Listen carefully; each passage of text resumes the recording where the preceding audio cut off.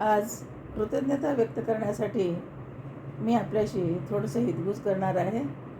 आज 11 एप्रिल महात्मा ज्योतिराव फुले यांची जयंती आणि ह्या जयंतीनिमित्त तुमच्याशी थोडं बोलावं या उद्देशानं आलेले आहे. खरं पाहिलं तर महात्मा फुले माहीत नाही असा एकही भारतीय आपल्याला मिळणार नाही. महात्मा ज्योतिबा फुल्यांनी स्त्री जातीवर तर डोंगरा एवढं उपकार करून ठेवलेले आहेत.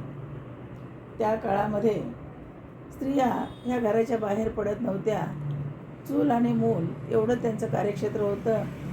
डोक्यावरचा पदर कधी त्यांचा हटला नाही, खालची मान कधी वर झाली नाही. घर आणि घरातलं अंगणसुद्धा लवकर यायला त्यांना मुभा नव्हती. आणि अशा काळामध्ये शिक्षण तर दूरची गोष्ट. आणि असं म्हणतात की एखाद्या समाजाची जेव्हा अशी अधोगती होते, जसं महिला समाजाची, तसं एखाद्या महान पुरुषाला जन्म घ्यावा लागतो. आणि आपल्या स्त्रियांच्या बाबतीत तर हे खरोखरच 100% खरं झालेलं आहे. स्त्रियांची अतिशय दयनीय अवस्था होती. चूल आणि मूल एवढंच तिचं कार्यक्षेत्र होतं. त्याच्या पलीकडं स्त्रीला शिक्षणाचा तर अधिकार सोडाच, पण माणूस म्हणून सुद्धा तिला सन्मानानं वागणूक दिली जायची नाही. आणि मग हा महान क्रांतिकारक सूर्य ज्योतिबाराव फुले हे स्त्रियांच्या जीवनामध्ये देवदूत म्हणून अवतरलेले आहेत. ज्या वेळेला त्यांचं लग्न झालं तेव्हा ते अवघे 12 वर्षाचे होते आणि पत्नी म्हणून त्यांना सावित्रीबाई लाभल्या. सावित्री खरं तर खांद्याला खांदा लावून ज्योतिबाच्या खांद्याला खांदा लावून कार्य करत राहिल्या. आणि त्यावेळेला ज्योतिबा म्हणायला लागले की मुली शिकल्या पाहिजेत, आपल्यात मुली घराच्या बाहेर पडल्या पाहिजेत, शिकल्या पाहिजेत. पण तो काळ असा होता की परपुरुषापुढं स्त्रिया जातच नव्हत्या. सावित्रीबाई म्हणाल्या, तुमचं ठीक आहे, पण कोण येणार शिकायला आणि तरी शिकवणार कोण? परपुरुषापुढं तर मुली जात नाहीत, मग काय करायचं? मग तेव्हा ज्योतिबा म्हणाले की सावित्री, मी तुला शिकवतो आणि तू मुलींना शिकव.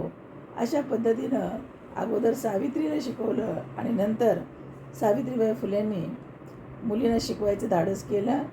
पुण्यामध्ये भिडेवाडा या ठिकाणी 1848 रोजी मुलींसाठी पहिली शाळा सुरू केली. आणि त्या ठिकाणी सगळ्या सवर्ण म्हणा किंवा सगळ्यांच्या पुरुष जातीच्या अशा डोळे असे वटारले, हे काय नवीनच, आता बायका घराबाहेर पडणार, बायका शिक्षण घेणार असं म्हणून सगळ्यांनी त्यावेळेला खूप वातावरण कुलुषित झालं होतं. सगळ्यांचा रोष पत्करूनसुद्धा सावित्रीबाईनं शिक्षणासाठी आपल्या घराच्या बाहेर पाऊल टाकलं. आणि कारण तिला पाठीमागं भक्कम आधार होता ज्योतिरावांचा. ज्यावेळेला ते शाळेत मुलींना शिकवायला जायच्या तेव्हा लोक दगडमाती शेणमाती तिला टाकायच्या. हा इतिहास आपल्याला सगळ्यांना माहीत आहे. आणि मग ती 2 लुगडे घेऊन जायच्या. एक लुगडं शेणामातीचे गोळे मारून खराब झाल्यानंतर मुली पुढं जाताना ते दुसरं नेसूचं लुगडं नेसायच्या आणि ते काढून पुन्हा धुवून वाळवायच्या. अशा पद्धतीनं त्यांचं जीवनक्रम चाललेला होता.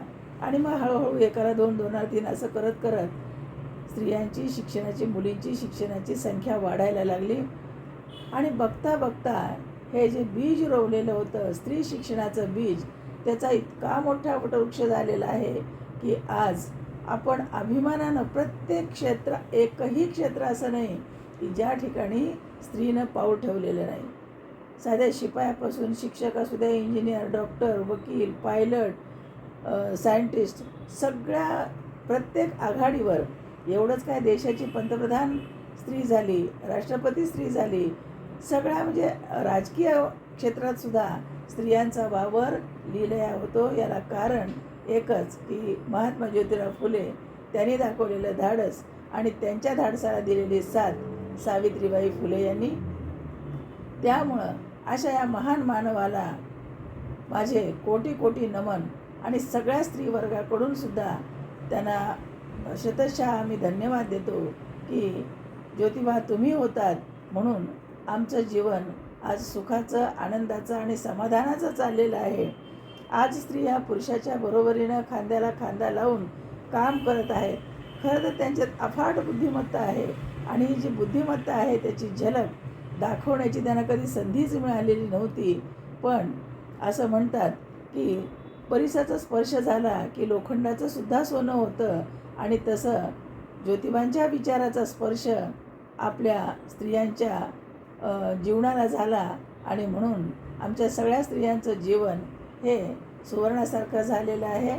आज स्त्री अतिशय आत्मविश्वासानं समाजामध्ये वावरताना आपल्याला दिसते.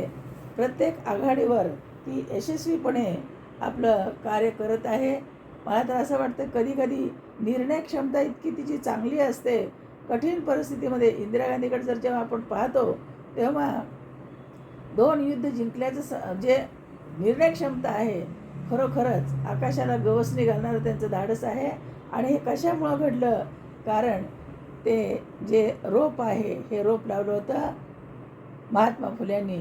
आणि म्हणून जसं आपण म्हणतो की एखाद्या बीला जे बीज असतं त्याला जमिनीत गाडून घ्यावं लागतं, तेव्हा त्याचा वृक्ष होतो, तेव्हा त्याला फळं लागतात. तसं झालेलं आहे. महात्मा फुल्यांना, सावित्रीबाई फुल्यांना खूप त्रास झाला, खूप कठीण परिस्थितीतून जावं लागलं. आणि तरीसुद्धा स्त्रियांच्या बाजूनं ते उभे राहिले. दुसरं असं की त्या काळामध्ये ज्या परित्यक्ता असायच्या, म्हणजे कधी विधवा असायच्या, कधी नवऱ्यानं सोडलेल्या असायच्या, तर शक्यतो विधवा बायकांच्या बाबतीत असं असायचं, कधीतरी असं व्हायचं की तरुण असायच्या, लहानपणीच लग्न झालेली असायची, त्यावेळेला प्लेगच्या साथी असायच्या. आणि मग जर नवरा अचानक वारला, लहानपणीच जर नवरा वारला, तर ह्या स्त्रियांचं कधीतरी ह्या मुलींचं वाकडं पाऊल पडायचं. आणि मग त्यातून त्या गरोदर राहायच्या. मग अशा ह्या गरोदर राहिलेल्या मुलींना त्यांनी स्वतःचं घर खुलं करून दिलं आणि त्यांनी सांगितलं की तुम्ही आत्महत्या करू नका, तुमचं पाऊल चुकलेलं आहे, काही हरकत नाही, तुम्ही इथं या, माझ्या घरामध्ये डिलेवरी व्हा, तुम्हाला वाटलं तर मूल घेऊन जावा, नाहीतर माझ्याकडं सोडा. आणि सावित्रीबाई सगळी त्या मुलींची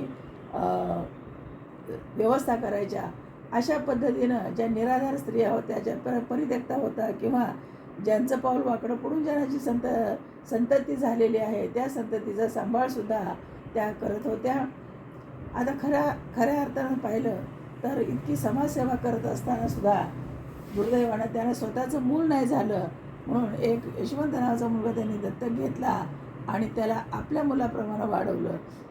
अशा पद्धतीनं हे जे क्रांतीसूर्य आहेत, हे क्रांतीसूर्याचं स्थान हे कायम आढळ राहील.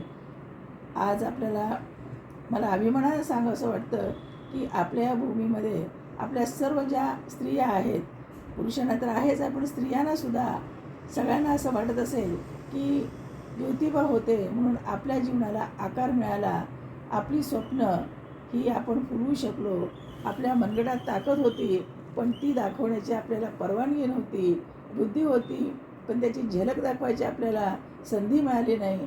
आणि ज्योतिबाच्या प्रेरणेनं किंवा त्यांच्या प्रयत्नातून आज आपण स्त्रिया अतिशय सन्मानाचं जीवन जगत आहोत. आणि म्हणून या अशा ज्योतिबांना आपण सर्व स्त्रियांनी त्यांना मानाचा मुजरा करूया, मानाचा दंडवत करूया. आणि म्हणून या ठिकाणी ज्योतिबा तुम्ही होतात म्हणून आम्ही आहोत असं म्हणावंसं वाटतं. धन्यवाद. कथा संपली पण आठवण राहील. पुन्हा भेटूया अशाच एका नव्या आठवणीसह. व्हिडिओ आवडला असेल तर लाईक, शेअर आणि कॉमेंट करा. चॅनलला सबस्क्राईब करायला विसरू नका आणि प्रेम देत राहा. धन्यवाद.